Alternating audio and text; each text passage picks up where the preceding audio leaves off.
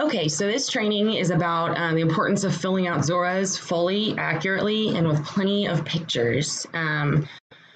What you have to remember when you're filling out your XORA is that everyone is depending on the details and photographs that you include in your XORA. So waste depends on them. I go and look to see how much waste you guys had from the job, whether it's solid or liquid. I need photographs if I'm doing a TCQ spill report. I need good before and after photographs.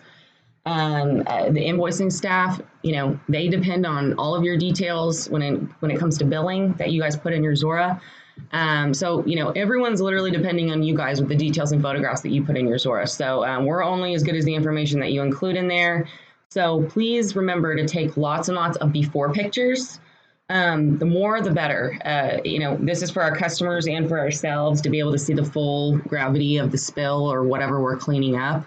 So take lots of before pictures, and then almost more importantly, please take lots of after pictures. There's a lot of times when I will go to do TCQ spill reports and I'm trying to include after pictures, and there's like 2 pictures and they're like 1 foot above the ground. So it's like a close up of some gravel.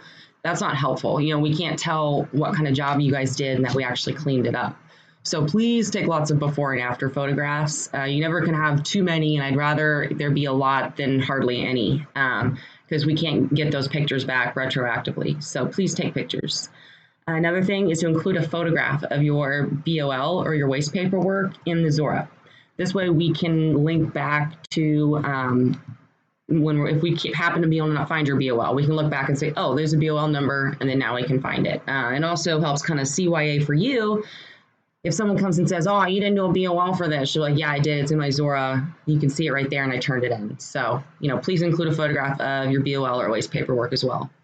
And then more details, the better in your job recap. We should be able to tell exactly what you did when you were on site, what equipment and supplies you used, what waste was generated, etc. From this description. So I've got a good example here.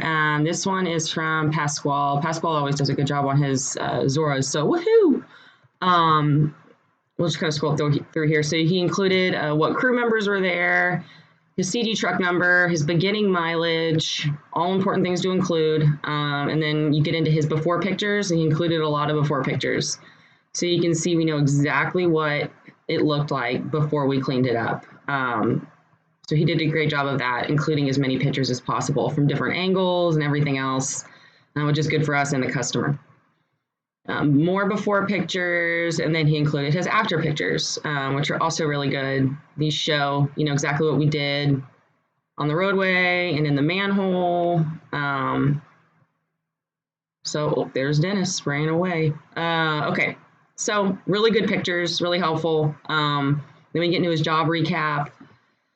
Oh, he included what kind of spill type, hydraulic, diesel and motor oil, the size of the spill, how many pairs of gloves he used. Keep scrolling, the gallons of degreaser he used, and then his little description here. So that is all super duper helpful. Then he indicated his waste, so he had 600 gallons, indicated what kind, so rinse water contaminated diesel, motor oil, and hydraulic oil. Then also included his drum information there, and then importantly as well, his BOL picture. So there you go. So that shows, proves that he did his BOL. Like I said, really this is a super short training, just kind of an FYI that, please, we all really depend on the details and photographs that you put in your XORA. So don't slack on that. Include as much as possible. The more information, the better. So just make sure you're being thorough in your job description.